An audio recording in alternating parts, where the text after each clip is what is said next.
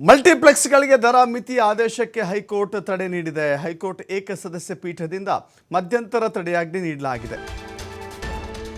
Cinema ದರದ ticket ₹200 ದರ ನಿಗದಿ ಮಾಡಿದ್ದ ಆದೇಶಕ್ಕೆ ತಡೆ ನೀಡಲಾಗಿದೆ. ನ್ಯಾಯಮೂರ್ತಿ ರವಿ ಹೊಸಮನಿ ಅವರಿದ್ದಂಥ ಹೈಕೋರ್ಟ್ ಪೀಠದ ಆದೇಶ ಇದಾಗಿದೆ.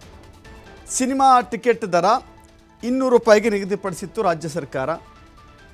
ರಾಜ್ಯ ಸರ್ಕಾರದ ಕಾಯ್ದೆಗೆ ವಿರುದ್ಧವಾಗಿ ರಿಟ್ ಅರ್ಜಿಯನ್ನು ಸಲ್ಲಿಕೆ ಮಾಡಲಾಗಿದೆ. ಹೊಂಬಾಳೆ ಫಿಲ್ಮ್ಸ್ ಮಲ್ಟಿಪ್ಲೆಕ್ಸ್ ಅಸೋಸಿಯೇಷನ್ ರಿಟ್ ಸಲ್ಲಿಕೆ ಮಾಡಿತ್ತು. ಮಧ್ಯಂತರ ತಡೆ ನೀಡಿ ವಿಚಾರಣೆಯನ್ನು ಮುಂದೂಡಿದೆ ಹೈಕೋರ್ಟ್.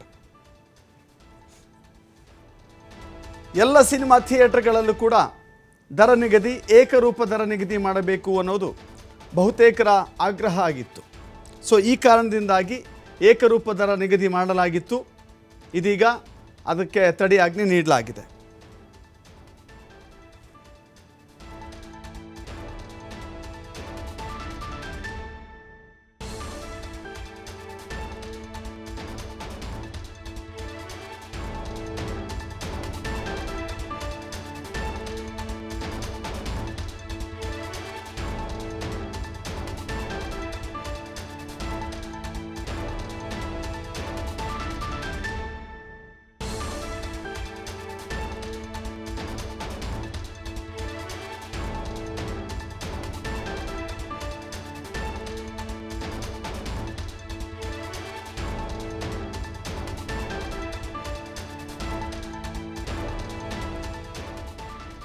ಮತ್ತಷ್ಟು ಮಾಹಿತಿ ನಮ್ಮ ಪ್ರತಿನಿಧಿ ಸಂತೋಷ್ ಪಟೇಲ್ ನೀಡ್ತಾರೆ.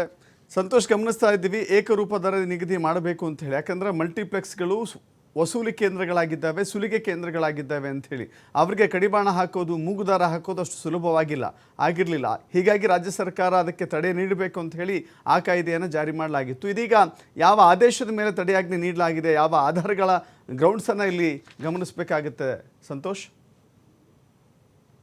ದಶರಥ್, ಈಗಾಗಲೇ ಸಿನಿಮಾ ಟಿಕೆಟ್ಸ್ಗಳು ಏನ್ ನಡೀತದೆ ಇದಕ್ಕೆ ₹200 ನಿಗದಿಪಡಿಸಿ ಸರ್ಕಾರ ಆದೇಶವನ್ನ ಹೊರಡಿಸಿತ್ತು. ಇದನ್ನ ಏನು ಖಾಸಗಿ ಏನು ಮಲ್ಟಿಪ್ಲೆಕ್ಸ್ಗಳಿರ್ಬೋದು, ಸಿನಿಮಾ ಥಿಯೇಟರ್ಗಳಿರ್ಬೋದು, ಎಲ್ಲವೂ ಕೂಡ ಇದನ್ನ ಮಲ್ಟಿಪ್ಲೆಕ್ಸ್ ಅವರು ಚಾಲೆಂಜ್ ಮಾಡಿದ್ರು. ಈಗಾಗಲೇ ಸರ್ಕಾರ ಏನು ₹200 ಟಿಕೆಟ್ ಅನ್ನ ನಿಗದಿಯನ್ನು ಮಾಡಿದೆ. ಅಂದ್ರೆ ಟ್ಯಾಕ್ಸ್ ಅನ್ನ ಸರ್ಕಾರಕ್ಕೆ ಕಟ್ಟಬೇಕಾಗಿದೆ, ಟ್ಯಾಕ್ಸ್ ಅನ್ನ ಹೊರತುಪಡಿಸಿ ₹200 ನಿಗದಿ ಮಾಡಿತ್ತು.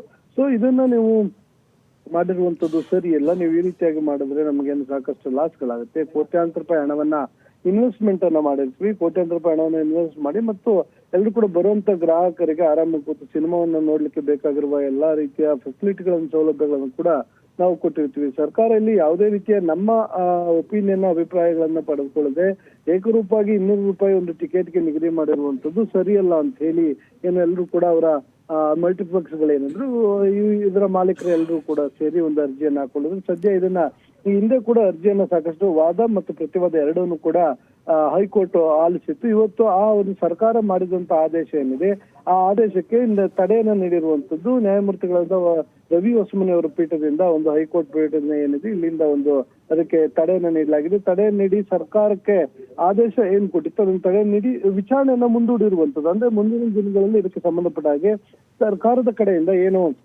ಹೈಕೋರ್ಟ್ ತಡೆಯನ್ನ ನೀಡಿದೆ ಅದಕ್ಕೆ ಸೂಕ್ತವಾದ ಮಾಹಿತಿಗಳನ್ನ ಕೊಡ್ತಾರ, ಇಲ್ಲ ಅದನ್ನ ಸುಪ್ರೀಂ ಕೋರ್ಟ್ಗೆ ಚಾಲೆಂಜ್ ಮಾಡ್ತಾರ ಅನ್ನೋ ಕೂಡ ನಾವು ಕಾಯ್ದು ನೋಡ್ಬೇಕಾಗತ್ತೆ. ದಶರಥ್, ಥ್ಯಾಂಕ್ ಯು ಸಂತೋಷ್ ನಿಮ್ಮೆಲ್ಲ ಮಾಹಿತಿಗೆ.